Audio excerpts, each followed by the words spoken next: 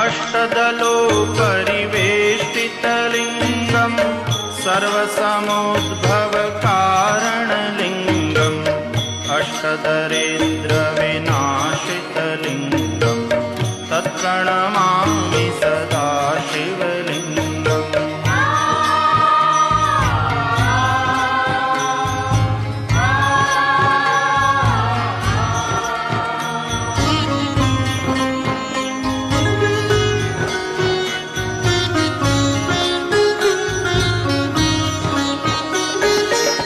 सुरगुरु सुरवर पूजितलिङ्गम् सुरवनपुष्प सदार्चितलिङ्गम् परात्परं परमात्मकलिङ्गम् तत्प्रणमामि सदा शिवलिङ्गम् तत्प्रणमामि